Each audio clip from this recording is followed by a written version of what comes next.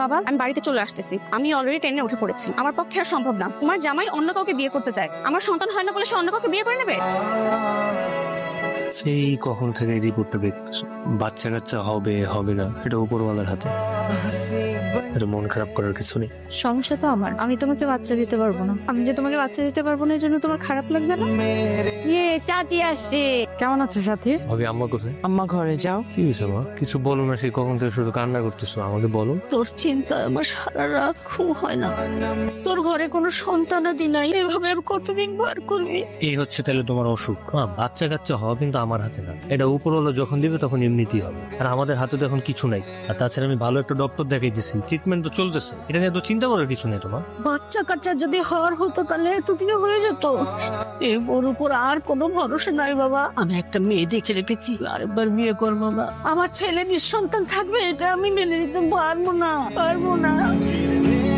কথাবার্তা বড় সময় একটু ন্যূনতম হুঁশটা রাখো, যে কখন কি বলতে হয়, কারে কি বলতে হয়। আমি চাইলে এখন অন্য একটা মেয়ের বিয়ে করতে পারবো, আর আমি জানতাম এই বাড়িতে আসলে এই ধরনের কথা আমার শুনতে হবে। এই জন্য এই বাড়িতে আমার আসতেও ইচ্ছা করে না। শোন, তোকে বলে রাখছি, তুই যদি আমার কথা না রাখিস আমি আর এক গ্লাস পানিও নেবো না, কিচ্ছু খাবো না।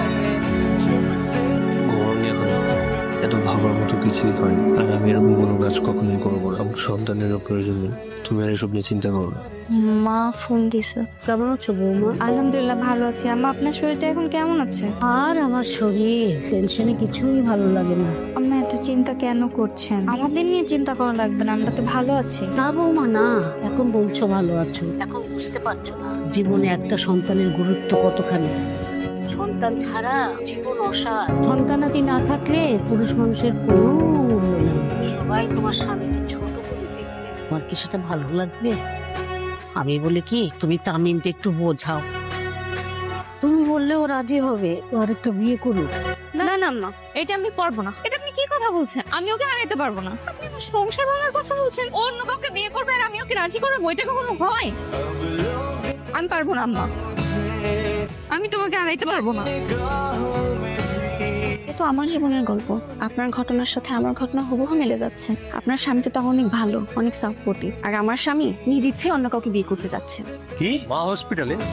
আমার একে তো বয়স হয়েছে, তারপর তোর চিন্তায় 4-5 দিন ধরে না খাওয়া, আর এই যে আজকে ইমার্জেন্সিতে ভর্তি।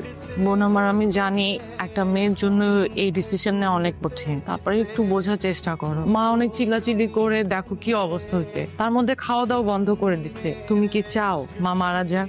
তাই বলে আমি আমার স্বামীকে অন্য কারোর হাতে তুলে দিতে পারবো না। তুই কি আম্মাকে মেরে ফেলতে চাস? ভাইয়া তাই বলে তোর মনের বিরুদ্ধে গিয়ে কিছু করতে পারবো না। তুমি অন্তত একটু বোঝার চেষ্টা করো। একটু বোঝার চেষ্টা করো। জানি তোমার অনেক কষ্ট হচ্ছে, তুমি তো তামিমকেও বুঝাতে পারো। আমি বুঝে কি করব? আমি অন্তত এইটুকু বুঝি, তোর কারণে মা মরতে বসছে।